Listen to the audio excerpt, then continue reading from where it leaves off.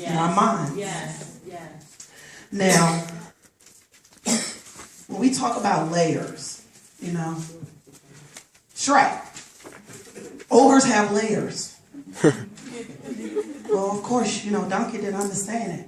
So he was like, okay, well, since ogre got layers, guess what else got layers? Onion got layers. Parfait got layers. Oh, I love me some parfaits. I know y'all see the movie. But that was a layer that he didn't want to reveal because he didn't want to just break it down and just help Donkey understand what he was talking about. So I use that example because that's how we do. We don't want people to really know what's going on in us. So, somebody could ask you, how you doing? And then you go off. Why are you going off? They just ask you, how you doing? Or they just have a simple question to ask you. So we have layers. We have a wall. Walls that we build up. Because one, we've had a bad day. We woke up on the wrong side of the bed. I'm not going to put a smile on my face because of what happened last week. I got a headache because I'm stressing about all these bills, the children acting up, I ain't got no food card, all of this stuff. This is us.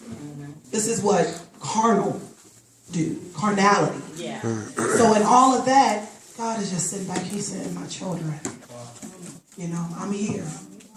I'm waiting. Come unto me. Come unto me. Ask, and you shall find. Really. And I found that to be so true. My walk hasn't been easy. I haven't liked it at all at the beginning.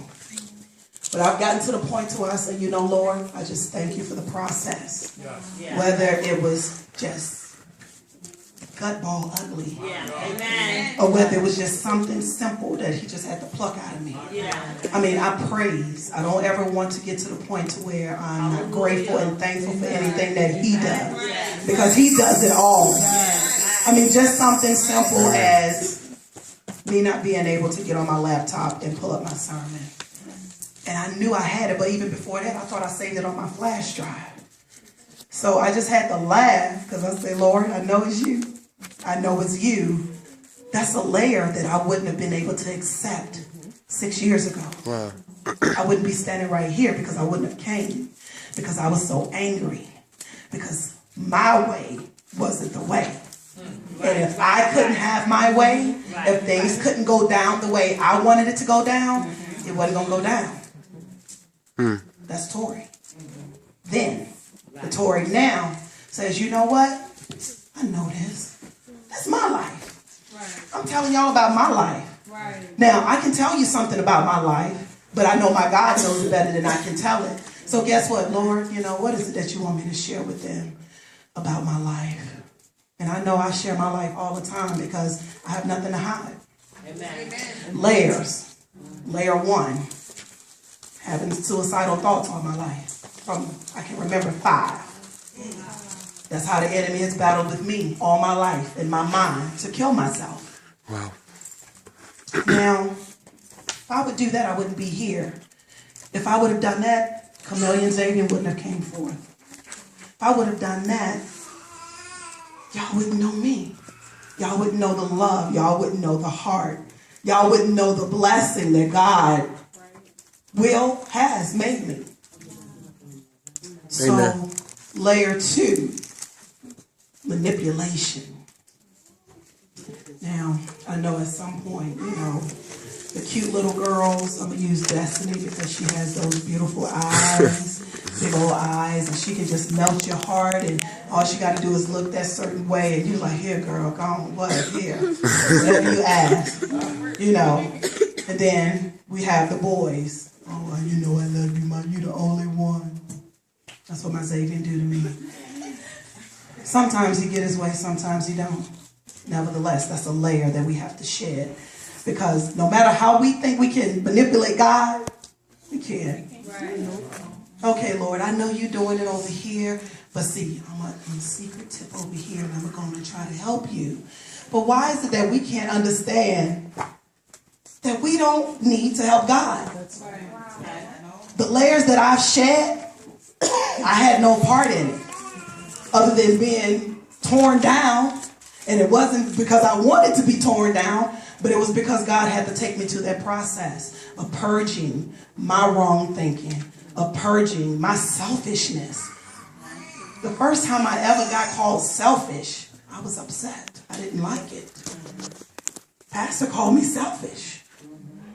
I'm like, okay, I know I'm supposed to respect the man of God, but he just called me selfish. Nobody called me selfish because don't nobody know me like that, be talking to me like that. And I'm just having a whole conversation in the back of my mind, and he called me selfish. So how are you supposed to take that when somebody tell you something about yourself that you know is true, but they were bold enough and not scared to tell you you're selfish, or you're angry, or you're bitter, you know, or you still have a jealous heart, or the words that's coming out of your mouth are foul.